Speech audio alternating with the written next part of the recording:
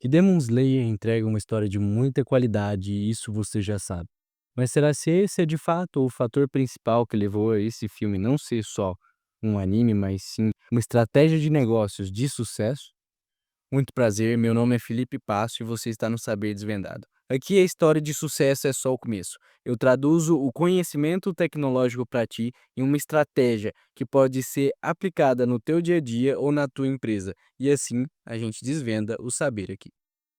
Se você já assistiu um pouco ou ao menos ouviu falar dele, e viu aquela cena do trem infinito, você não estava chorando só pela morte do personagem, mas pela animação incrível que aquele anime tem.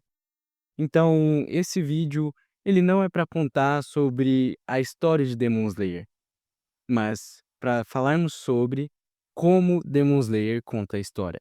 Pois, apesar da história ser um ponto muito forte, isso se repete em muitos outros animes que não são um sucesso tão grande quanto ele.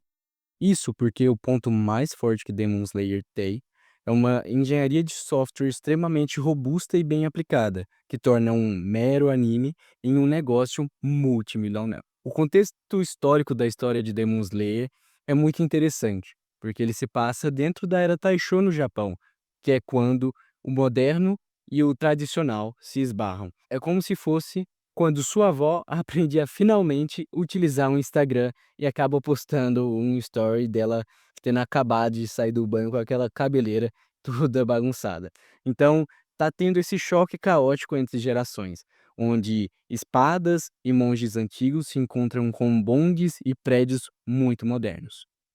Esse choque geracional é a metáfora perfeita para a produção de Demon Slayer.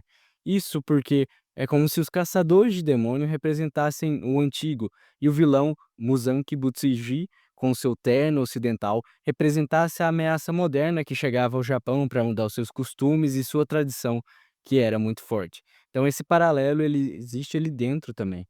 Mas olhando para a realidade, para o nosso mundo fora dos demônios ali, o choque não está no terno. A modernidade não está num terno de fato de algum produtor da Ufotable, mas sim na forma como essa empresa fez uma pipeline digital de dados para conseguir fazer com que um desenho evoluísse de maneira orgânica, juntando tecnologias de maneira muito genial, que é o que a gente vai falar um pouquinho mais agora. Como eles fizeram isso? Como eles fizeram uma evolução orgânica do desenho com engenharia de software. E esse, meus caros, é o coração do vídeo. Entender como a Ufotable fez com que a tecnologia não parecesse invasiva dentro do seu desenho, mas sim uma evolução orgânica dele. E eles fizeram isso, pasmem, misturando duas coisas: o tradicional 2D, desenho, com o moderno 3D. Para conseguir fazer isso, eles utilizaram uma estratégia de divisão inteligente. Então, o que que eles fizeram? Os personagens principais ali, eles animaram em 2D, para manter a alma do anime e a tradição que se tem dentro do Japão em relação a esses desenhos. Mas e o trabalho pesado, Castelo Infinito, por exemplo, cenários mais complexos, respirações, multidões de pessoas? Bom, isso daí eles foram muito espertos e colocaram o 3D no meio para reduzir o trabalho e deixar algo mais dinâmico. É como se o 3D funcionasse como um estagiário que está fazendo ali o trabalho mais pesado de maneira mais eficiente, liberando os principais desenhistas para outras coisas ali dentro. O verdadeiro milagre não é simplesmente colocar os dois e jogar ali como muitas outras produções fazem, mas de fato, costurar sem deixar a costura aparente. Essa é a magia do que eles chamam de satsuei, ou composição aqui em português. É o que eles fazem para misturar o 2D com o 3D. Não é uma mera junção, mas de fato é uma fusão, onde eu coloco o 2D primeiramente e depois venho com o 3D, com alguns efeitos fotorrealistas ali e ajusta o sombreamento, luminosidade, etc, para que isso fique fluido dentro de uma mesma cena e não se pareça com 2 coisas diferentes. Então, a partir disso, eles conseguem fazer 2 coisas diferentes e parecer que são uma só coisa e fazer a magia ali da Ufotable. Com isso, eles conseguem fazer o 3D, que naturalmente seria algo frio e digital, parecer pintado à mão como a pintura 2D.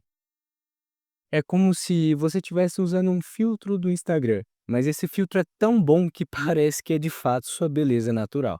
Então é esse efeito fotorrealista que eles conseguem fazendo com que você veja aquela animação e pense: "Meu Deus, isso foi tudo pintado à mão de forma extremamente bem trabalhada", mas na verdade, muita coisa ali é código e software. E onde esse software brilha mais? Principalmente nas técnicas de respiração, pessoal. É aqui que ele brilha. Por quê? Aquela respiração da água do Tanjiro não é simplesmente um rabisco azul.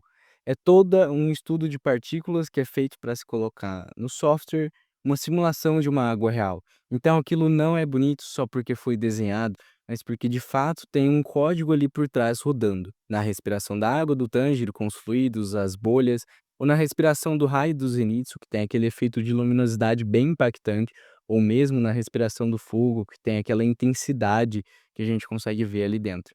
Tudo isso, pessoal, é feito usando um moderno sistema que renderiza essas partículas e ajusta a iluminação de forma dinâmica para que tudo pareça mais real ali dentro. É literalmente a aplicação bem-sucedida de um software de gráficos 3D. E para fechar esse pacote tecnológico, eles ainda têm a câmera 3D. É como se eles pudessem viajar por qualquer cena dentro da animação, algo que seria impossível com 2D puro. Isso seria análogo ao futebol contratar um diretor de cinema com capacidades, extradimensionais para entrar dentro do anime e conseguir filmar ele de diversos ângulos possíveis, tornando tudo ainda mais imersivo e, com isso, quebrando a internet e, é claro, a bilheteria. Demon Slayer é o grande exemplo da nossa era.